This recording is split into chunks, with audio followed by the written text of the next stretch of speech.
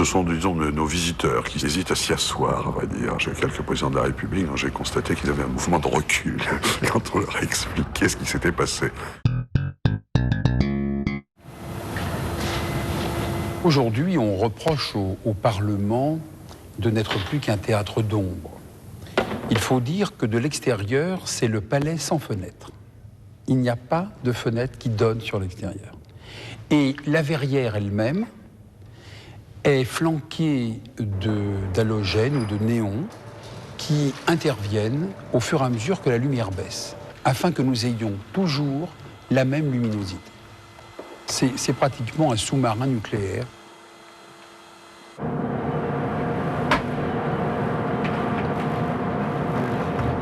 Ce velours rouge, ces colonnes, c'est assez imposant. Je dirais même que c'est plus imposant quand c'est vide. Lorsqu'il y a beaucoup de monde, le bruit cache un peu la majesté du lieu. Tout jeune, je m'intéresse à la politique et j'étais même venu assister à des séances et j'avais été très déçu de voir certains grands parlementaires lire leur journal. J'ignorais qu'à l'époque, les députés n'avaient pas de bureau. Avant, l'hémicycle était un lieu de vie. On s'installait, c'était la seule place qu'on avait. On allait à la buvette, on avait la salle des conférences à côté, et les grands fauteuils de la salle des conférences permettaient de dormir pour ceux qui attendaient leur tour de parole. Aujourd'hui, nous avons un bureau, des salles de commission, nous avons la télévision dans le bureau qui nous permet de suivre la séance. Donc nous sommes un peu moins dépendants. Avant, c'était ici le sit-in permanent. La place 422, c'est la mienne, elle a deux positions. On peut s'asseoir sur le haut du siège ou on peut s'asseoir au fond. Le haut, pourquoi? Parce que c'est une façon de me faire voir par rapport aux caméras de télévision. Si je m'enfonce au contraire, mes électeurs me diront « vous n'étiez pas à la séance autre jour ». Le reste, pourquoi? Eh bien, c'est pour un long débat. Quand ça devient fatigant, je me repose un petit peu. Je suis vice-président du groupe, donc j'ai droit à un petit traitement de faveur. C'est d'être dans la ligne des caméras. Pour me filmer, il n'est pas nécessaire d'aller me chercher, ce qui donne le tournis aux téléspectateurs, ou d'aller me repêcher plus haut. Je suis ici avec le président du groupe, tous les responsables, le président Giscard d'Estaing, et en plus, on m'a donné un siège d'extrémité, c'est-à-dire que je peux un petit peu allonger ma jambe, et en cas de réaction, d'attaque impertinente, je bondis et j'attaque sur un micro. Le bon député se bat pour être bien placé. Si vous êtes trop en haut, on ne vous verra plus, trop en bas, on ne vous verra pas. Au milieu, ça n'est pas mal, mais pas n'importe où. En début de session, quelle bagarre pour savoir où sera tel groupe par rapport à tel autre, où sera tel député par rapport à tel autre. C'est une véritable opération protocolaire, avec des crises de nerfs, avec des menaces, je change de groupe. Et c'est une alchimie extraordinairement compliquée. Un petit peu plus par là, reculez, reculez. Encore. Encore, encore, encore, c'est bon. Reculez. C'est vous, l'intervalle. Voilà. Ok. Mais c'est bon.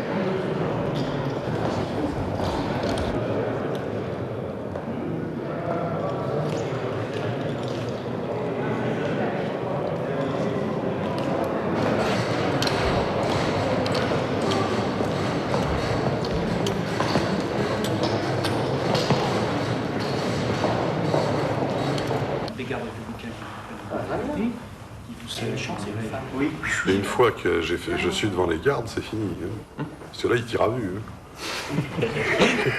Alors, j'appelle le secrétaire, vous allez suivre le président. Le président s'arrête au bout de la grande galerie.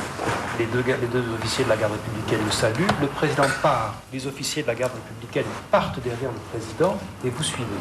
On peut y aller, là. Oui. Oui. Monsieur le Président!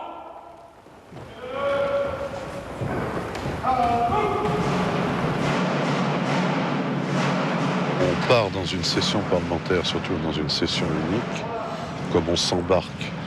Là, je pars pour une traversée de 9 mois. L'essentiel est d'arriver au port, c'est-à-dire d'arriver au 30 juin, en ayant permis à chacun de s'exprimer et à nos institutions de fonctionner.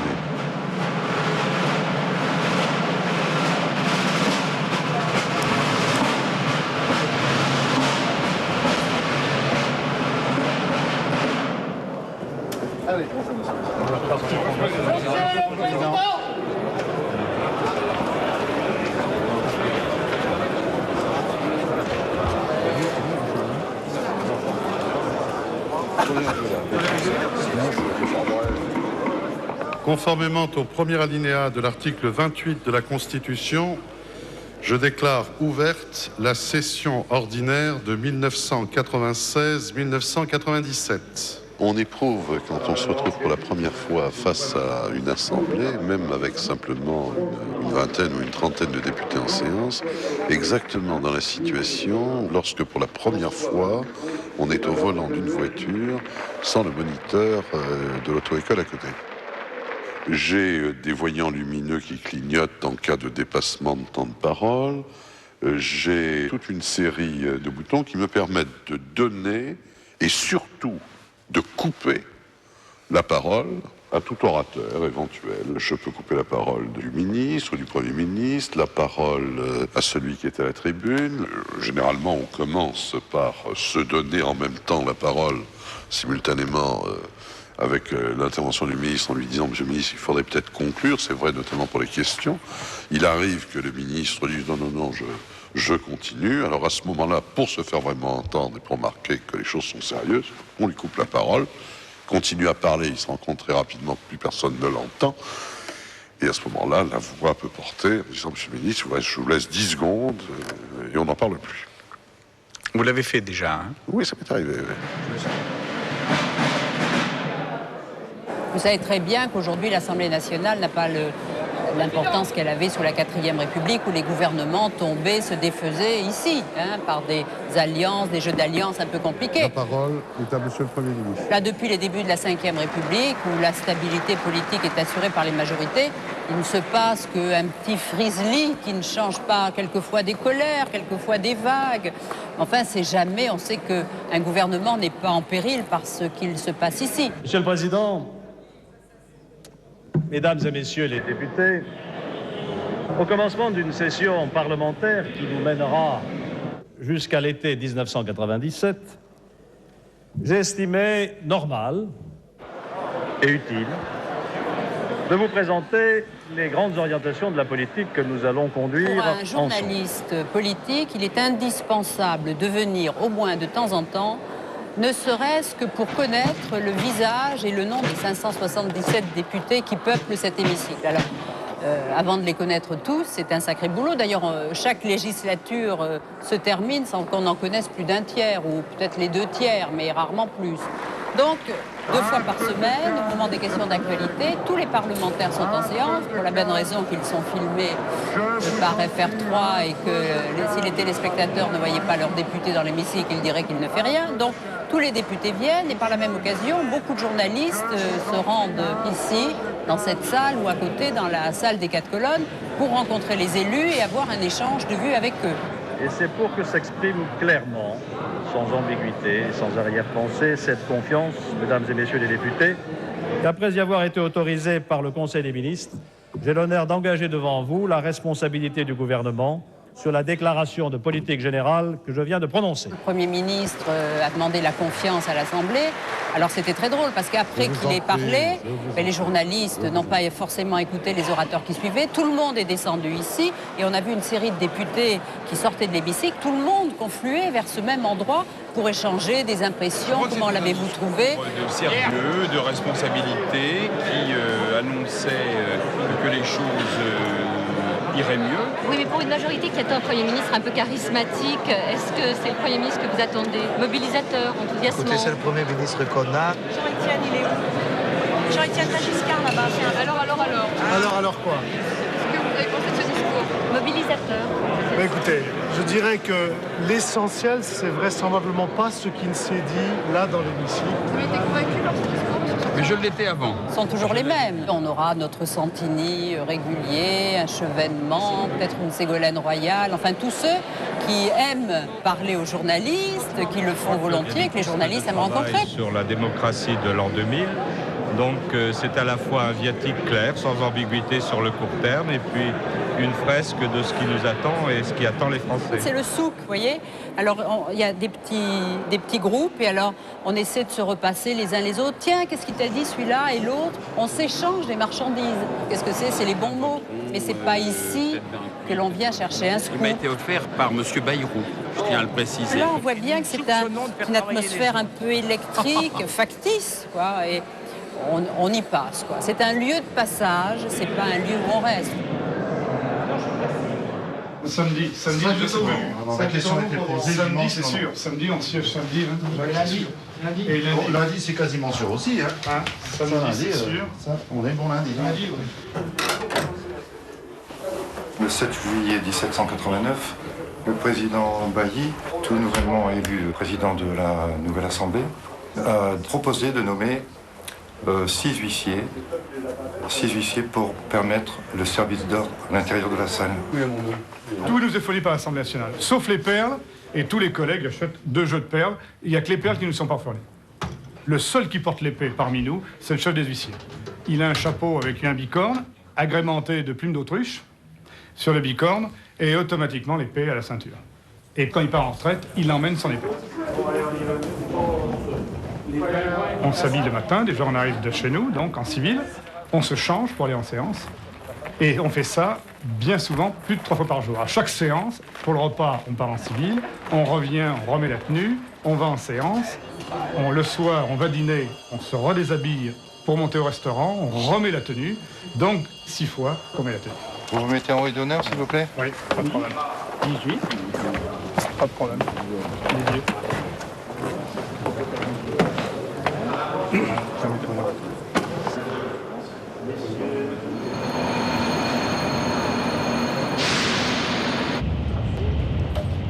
Je suis à l'Assemblée le mardi, le mercredi, le jeudi. Et je pars dans ma circonscription le vendredi et le samedi. Le dimanche, c'est journée famille. Et le lundi, souvent, je repars également dans ma circonscription.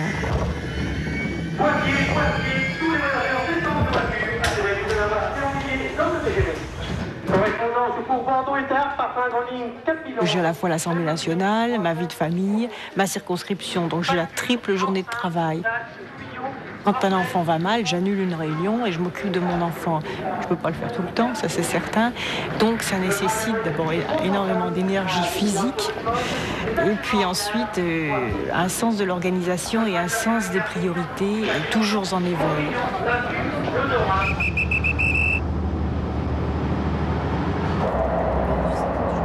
Comme le train, je ne viens pas jusqu'à ma circonscription rurale dont le cœur se situe dans une commune de 4000 habitants qui s'appelle Melle.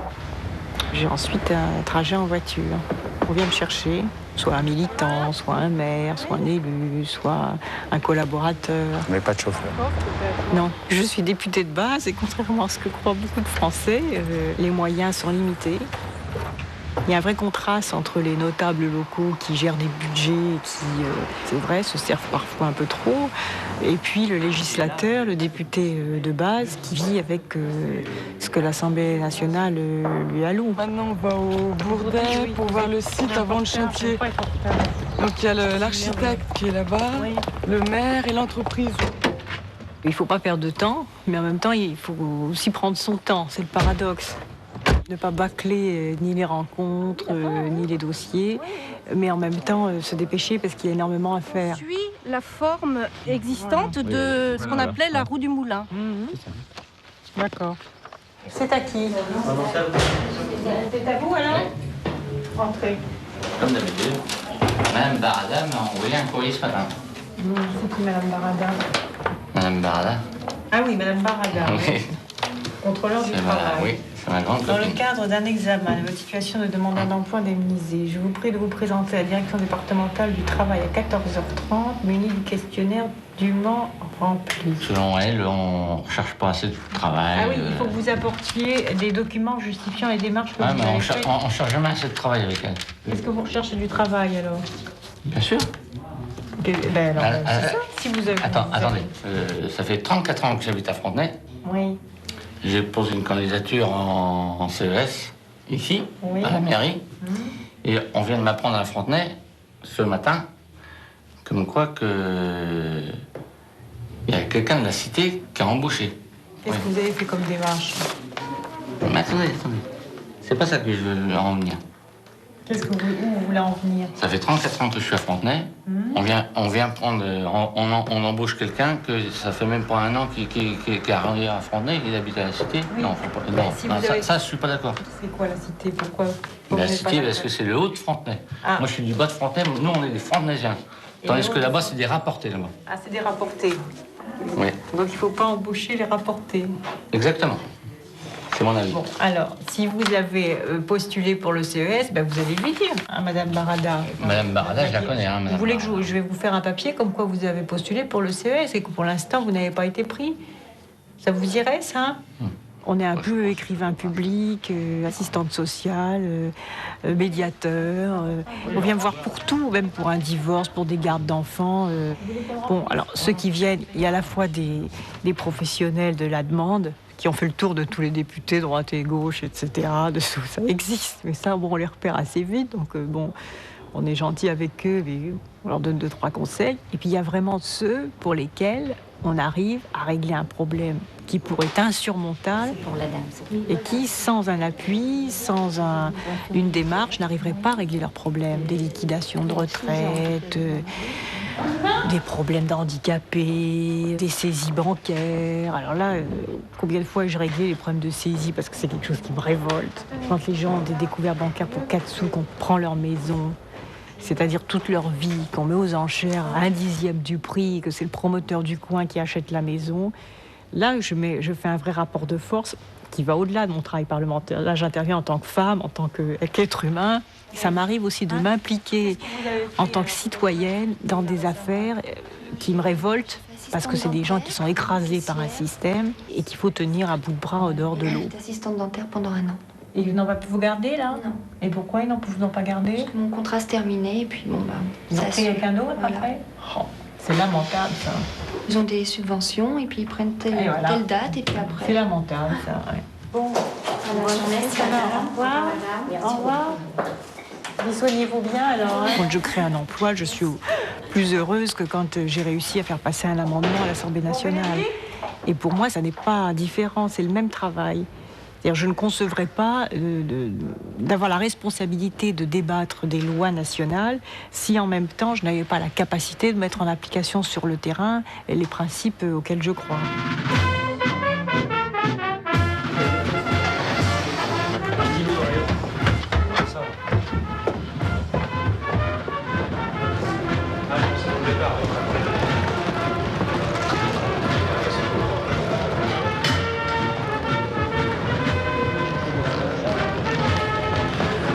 Là, on y est.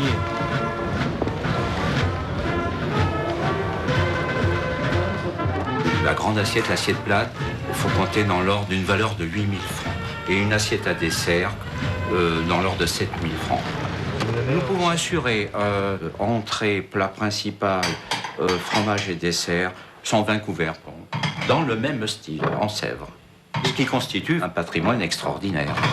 Nous avons des incidents de ce genre, des accidents. Là, la réparation est impossible. À part l'or que nous allons récupérer, c'est une perte sèche. Nous limitons d'abord les quantités manipulées. C'est-à-dire on ne part pas avec une pile de 50 assiettes. Les verres sont mis sur plateau et les couverts sont transportés dans leurs écrans. Je suis en train de vérifier la position des couteaux à poisson parce qu'en fonction de chaque maison, la position diffère éventuellement. Si vous avez un monogramme, vous devez mettre le monogramme apparent, donc la lame va être retournée contre la nappe, alors que s'il n'y a pas de monogramme, en maison bourgeoise, vous remettez la pointe vers le haut. Or ici, nous sommes plus en maison bourgeoise qu'en restaurant. Nous essayons de respecter les couleurs du pays qui étaient invitées. Nous recevons donc la République fédérale allemande. Et malheureusement, dans la nature, les fleurs noires sont très rares. Donc, nous n'avons pas respecté les couleurs. Oui ?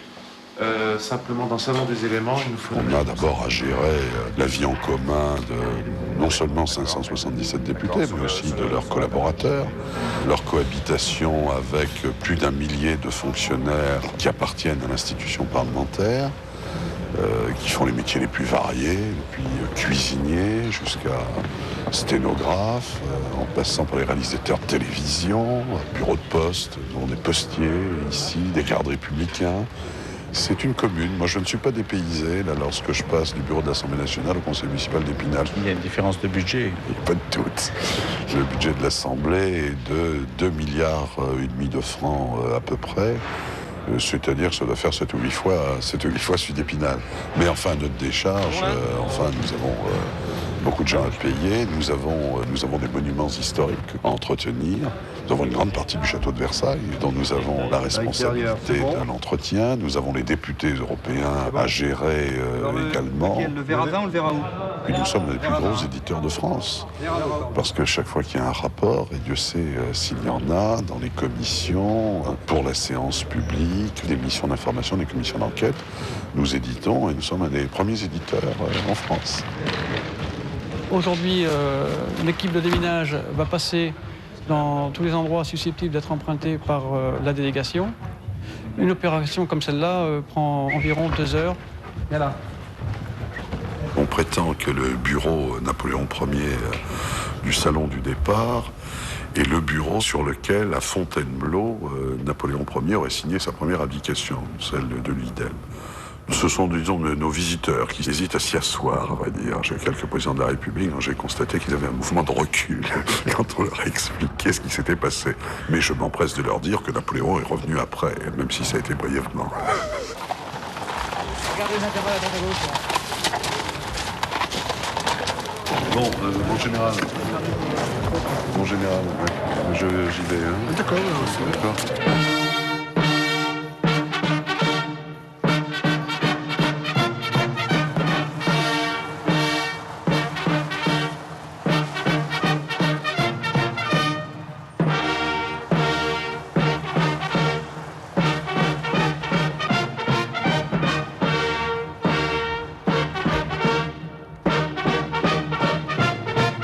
Nombreux sont ceux dans nos deux peuples qui ont cru longtemps, selon un mot célèbre, que les vivants seraient toujours gouvernés par les morts et demeureraient... Il y a des choses qu'on évite systématiquement, par exemple, depuis quelques temps, c'est les soufflets. Les soufflets en entrée, on n'en fait plus du tout parce qu'il suffit qu'ils prennent un quart d'heure, 20 minutes de retard à l'arrivée et votre repas, il est fichu. Vous ne pouvez pas l'attraper. Une fois, lors d'un repas, il y a eu un discours qui s'est prolongé entre la viande ou le fromage et le dessert. Et en fait, la plupart des convives sont partis avant de manger le dessert. La course contre la montre était tellement forte, en fait, que la plupart des invités étrangers sont partis sans manger de dessert. Et seuls les Français qui étaient invités à ce repas ont pu manger leur dessert tranquillement. Chaque fois qu'il y a une réception officielle comme celle-là, c'est toujours la course en fait. On va préparer pendant 2 jours complets tout ce que l'on va envoyer, puis on a toujours l'impression qu'en une demi-heure tout est envoyé, c'est fini. Alors c'est un peu déprimant d'ailleurs parce qu'on vit tout ce travail parti en une demi-heure et c'est vraiment toujours extrêmement rapide. On nous avait conseillé de ne pas faire de crustacés parce que le chef d'État allemand apparemment doit être allergique aux crustacés, ce qui fait qu'on s'est rabattu sur un turbo après avoir téléphoné au chef de cuisine de l'Élysée, qui recevait le même hôte hier soir à dîner. La parole est maintenant à Monsieur Thierry Mariani. Madame la Présidente, Monsieur le Ministre, en l'espace d'une décennie, notre monde a été le théâtre de vastes chambardements politiques.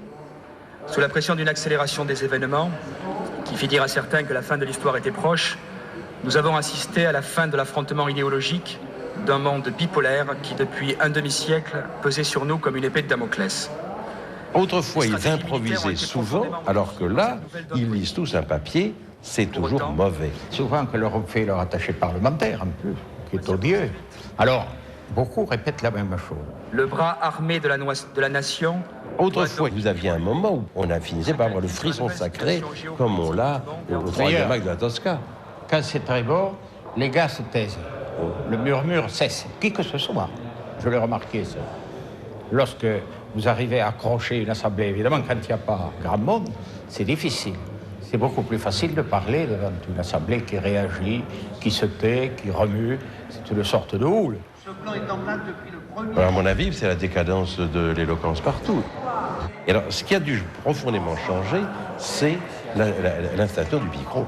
Car autrefois, il fallait certainement avoir une sacrée voix pour se faire entendre de tout le monde et pour couvrir les interjections. Aujourd'hui, il n'y a qu'à augmenter la puissance. Vous avez tous de grandes voix. On ne peut plus parler, enfin nous, dans le Midi, nous ne pouvons pas parler sans faire des mouvements de bras qui ne soient pas purement fictifs, comme on fait maintenant. Pourquoi? Parce qu'il y a un micro. Il y a non seulement la puissance du micro qui détruit les orateurs naturels, mais également son positionnement. Parce que vous ne pouvez pas... Jaurès, il se baladait d'un côté à l'autre de la tribune. Des gens comme Jaurès, par exemple, faisaient souvent tomber le verre d'eau qui ont les huissiers. Oui. Il le balayait d'un grand geste. Il se faisait porter un verre de verre. Alors, ça, c'est autre chose. Ce que je voudrais dire, c'est que je vais tenir tout à l'heure une promesse que j'ai faite aux mineurs. Ma première intervention elle sera sur la mine de Gardanne et sur son avenir. Aujourd'hui, je pense que les mineurs seront devant leur poste pour m'écouter, pour que leur voix soit à nouveau à l'Assemblée nationale. Organiser la semaine de 4 jours, augmenter la production et construire un 6e groupe à la centrale thermique pour répondre aux besoins de notre région, embaucher des centaines et des centaines de jeunes.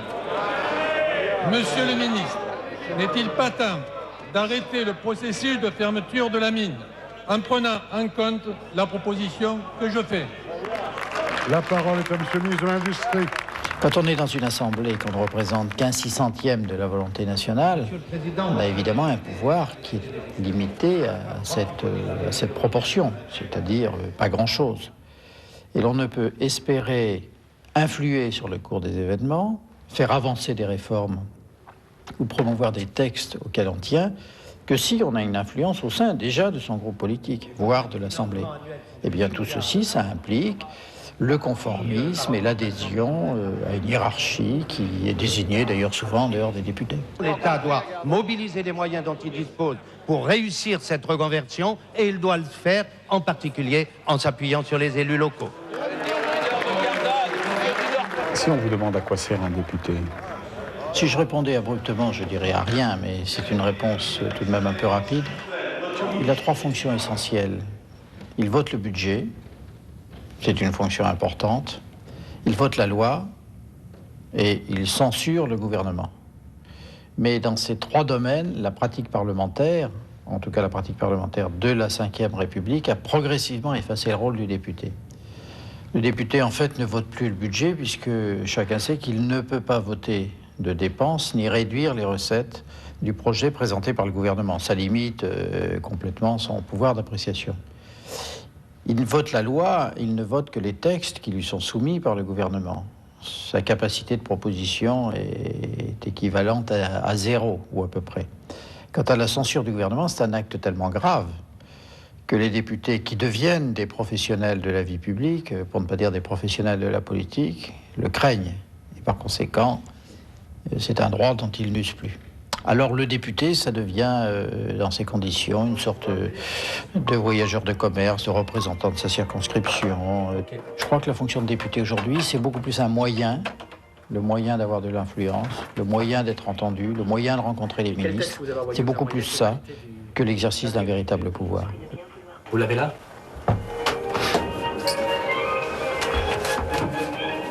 Ouais, c'est classé. Ça me rappelle la vie d'étudiant, quand même un peu plus confortable et un peu plus de moyens. Tu peux m'en faire une copie? D'ailleurs, ça, je vous le rends. Ouais. Parce que j'ai appelé le Vaucluse Matin, j'ai appelé le Méridional, j'ai appelé le Provençal. J'ai pas appelé le Contadin et j'ai appelé Radio France Vaucluse. Donc en réalité, il me reste que le Contadin à appeler. Bonne nuit. Merci. Merci en tout cas d'être resté si tard. Il y a même un fax donc et voilà. On s'appelle demain. Ok. Au revoir.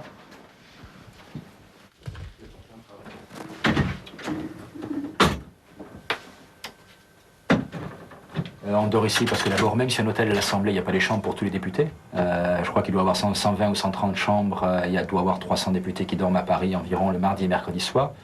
On dort ici parce que même si ça ressemble pas vraiment à une chambre de CTU, c'est finalement bien pratique. Monsieur Couder, le café? Volontiers. Il faut savoir tout faire dans cette maison. Où sont Jean-Pierre? Ouais. D'accord. C'est une jubilation. Tu vas bien? Tu vas bien? Non, j'ai pas. Bien. Les bureaux du SAMER et de l'université? Alors, Ces bureaux ont été mis en service il y a plus de 20 ans. Vous avez autorisé une réfection de ces bureaux de telle sorte que dans 13 mètres carrés, on puisse gagner de la place et avoir un espace de rangement plus rationnel, ce que demandaient vos collègues. Poste de travail du député, poste de travail de l'assistant comprenant une micro-informatique, couchage confortable pour une personne, escamotable, non pas la personne, mais le couchage, bien entendu, 2 ou 3 fauteuils de visiteurs. De l'achat ou de renouvellement du parc de voitures, à l'achat de crayons, à l'achat de téléviseurs. Toutes les décisions sont prises au cours d'une réunion de questure qui est hebdomadaire. Certains se sont retrouvés avec un meuble de rangement. D'autres se sont trouvés avec le lit qui se rabaissait, qui se pliait. C'est une ville dans la ville, en quelque sorte, l'Assemblée nationale. Alors que nous avions bien dit, nous, questeurs... Les députés qui, par exemple, aujourd'hui, ont le circuit intérieur et peuvent suivre tous les débats à travers un écran de télévision, eh bien, le jour où on a acheté, naturellement, le téléviseur, il a fallu acheter au minimum 577 téléviseurs, c'est-à-dire 1 par député. Vous aviez vous-même autorisé la tenue d'un concours pour recruter un ingénieur informaticien en remplacement... Il y a 3 questeurs, un questeur socialiste qui est Jean-Pierre Cucheda, un questeur UDF qui est Ladislas Poniatowski et le questeur du groupe RPR auquel j'appartiens. Que va représenter financièrement cette opération? Que ce soit là... En fin de compte, le questeur, c'est en quelque sorte le superintendant du palais. En quelque sorte, ministre de l'Intérieur et ministre des Finances à la fois. Financièrement comme coût et à l'arrivée pour les 4 emplois. Ils élaborent le budget. Le budget de l'Assemblée est de 2 milliards 700 millions pour 1997. C'est essentiellement un budget de rémunération et de charges sociales. C'est-à-dire que les marges de manœuvre sont relativement minces, puisque l'évolution des salaires à l'Assemblée dépend de la fixation des points d'indice de la fonction publique. Oui, ça c'est assez formel. Vous savez, quand on fait le prix de la démocratie, on s'aperçoit que 2,7 milliards, ça correspond grosso modo à 3 paquets de cigarettes par habitant.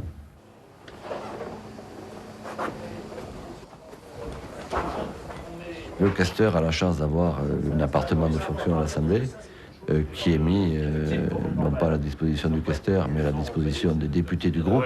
Ah bah le 16 octobre, je m'excuse.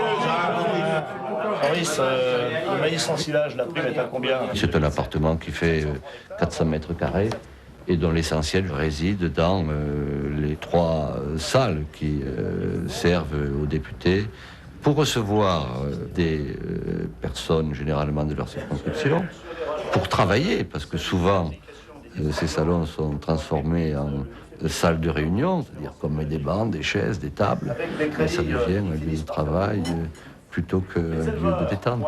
C'est très largement utilisé, c'est quasiment utilisé tous les jours. Il les vendait 200 balles. Prix minimum pour les veaux, parce que ça donne un prix de référence. Les veaux les moins bien conformés, on va les avoir à 600 balles, donc les veaux bien conformés, ils valent au-dessus. Président, je voudrais que tu me parles de l'amendement Laurent Dominati.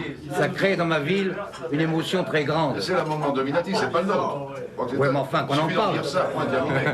Non, à dire, il suffit, j'ai le droit quand même de parler, non? Oui, tu peux le dire, mais... Alors, t'es élu, mais pour le calmer un peu, hein. Un ministre ici... Mon mercredi, ça veut dire ça. Tu peux me répondre facilement, hein. Je crois que quand on fait des amendements comme ça, on pourrait peut-être en parler avant. Parce que si les amendements jaillissent de tous les côtés, je ne sais plus où on ira. Moi, je vais vous en faire un. Je supprime la cravate pour faire des économies. Autant on peut à certains moments se demander si l'Assemblée, notamment question du mardi ou mercredi, n'est pas une cage aux fauves. Ici, au contraire, l'ambiance est merveilleuse parce que c'est une ambiance assez feutrée, assez ouatée. Vous avez des attachés parlementaires, d'assistants, vous avez d'anciens parlementaires qui viennent, puis vous avez les parlementaires en exercice qui viennent, soit pour se reposer, se distraire et apprendre des choses, soit pour travailler une question qui leur est confiée. Lorsque j'ai fait mon intervention à l'Assemblée sur la détention provisoire, je suis venu ici, j'ai retrouvé immédiatement ce dont j'avais besoin. Vous sortez un instant, vous prenez des débats, vous prenez des livres de droit, etc. Vous vérifiez un point, vous trouvez un code civil pour trouver un article, c'est très agréable. Et Jules de Joly, l'architecte qui, sous la Restauration, a fabriqué le palais Bourbon à l'usage parlementaire, il a eu l'idée audacieuse de confier les plafonds à Delacroix. C'est quand même un ensemble assez unique. Tous ces rayonnages sont pleins d'ouvrages qui en font la 3e bibliothèque de Paris. 500 000 volumes qui ne sont pas là. Hein. Il y a des réserves, et puis il y a des trésors. Et on a certainement la plus grande documentation juridique et parlementaire. Ça, c'est un des documents les plus précieux. Il porte le nom de cette bibliothèque, puisqu'on l'appelle Codex, ce qui veut dire l'album Borbonicus, Bourbon. C'est un document aztèque, primitif, qui représente des scènes de la vie aztèque. C'est un document unique sur lequel ont beaucoup travaillé des spécialistes. Et alors là, nous avons le procès de Jeanne d'Arc, et dans lequel toutes ces demandes et réponses sont enregistrées. C'est de la vraie sténographie du procès. L'Assemblée nationale a beaucoup d'autres choses. Elle a les manuscrits des confessions de Rousseau, elle a des lettres de Mirabeau, elle a la lettre de Victor Hugo sur la liberté de l'enseignement. Ceux-ci sont peut-être parmi les plus précieux. Alors ici, vous avez un tableau qui représente la bibliothèque autrefois. Vous verrez que ça n'a pas changé. Seuls les uniformes des députés ne sont plus les mêmes. Bien, on prend les différents sujets, il y en a pas mal. Toubon a fait une déclaration hier disant que Santoni il n'y avait pas de mandat d'amener, mais on le recherchait.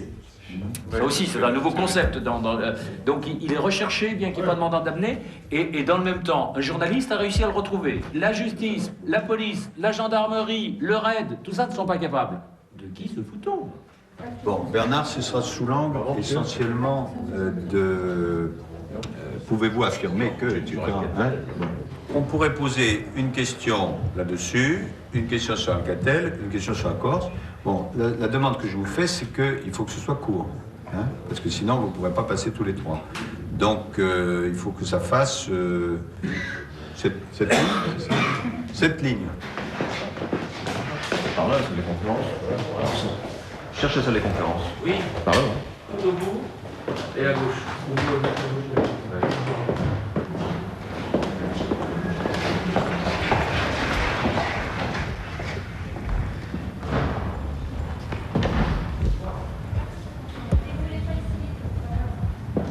Je cherche mon assistant. On sait que si on veut que 3 questions passent, il faut que nous posions des questions très très courtes. Donc moi, j'ai un rôle qui n'est pas très agréable, mais qui consiste à dire à mes collègues députés, il faut que vous posiez des questions courtes et à le vérifier. Bon, en essayant de ne pas jouer non plus au professeur. Bon, c'est pas mon rôle. Pas d'assistant? Non, mais je vais le faire avec mon collègue. On parle des questions sur la Corse. Je leur demande à 12h30 de me transmettre leurs questions. De temps en temps, je suggère de raccourcir.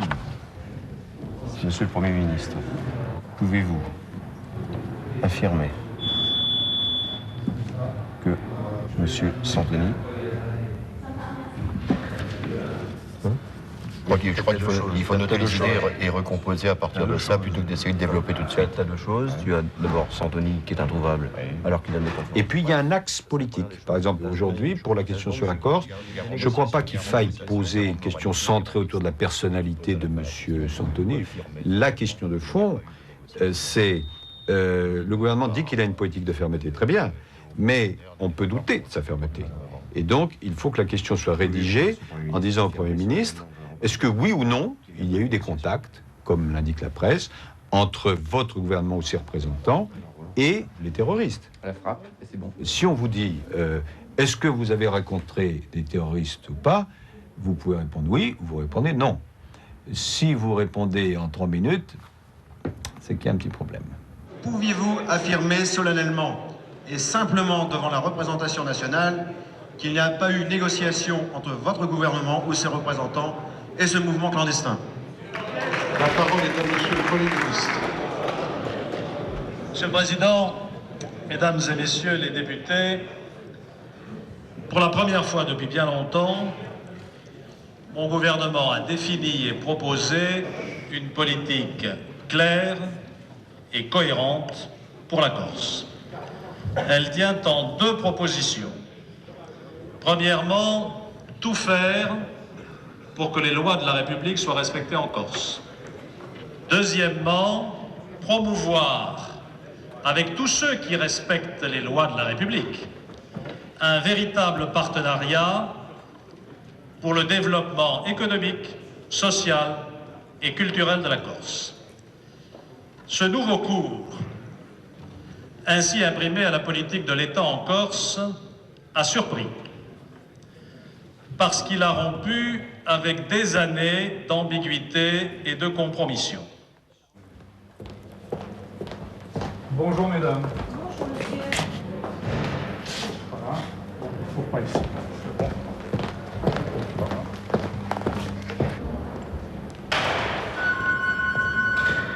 Vous avez vu, monsieur Rosselot, s'il vous plaît, j'ai un pli à leur remettre. Pas pour l'instant. Merci. Je dis ici que je ne me laisserai intimider ni par les menaces, fussent-elles personnelles, ni par les mensonges. Et je poursuivrai sur cette voie pour une raison toute simple. C'est que c'est ce que souhaite l'immense majorité de nos concitoyens de Corse à qui je dis mon amitié et ma confiance. Finalement, ça sert à quoi le Parlement? Ça sert à quoi l'Assemblée nationale? Ben, ça doit servir à quelque chose, parce que quand on y réfléchit bien, ce qui fait la différence entre une démocratie et une dictature, c'est pas l'existence d'un gouvernement. Un gouvernement, ça existe partout. C'est l'existence d'un Parlement, et d'un Parlement qui soit libre de s'exprimer. Donc, il faut débattre de plus en plus pour que toute la diversité des opinions puisse être entendue, pour qu'on puisse donner des orientations au gouvernement. Il faut ensuite contrôler la façon dont il traduit tout ça en loi. Et puis, enfin, il faut contrôler la façon dont ça s'applique sur le terrain.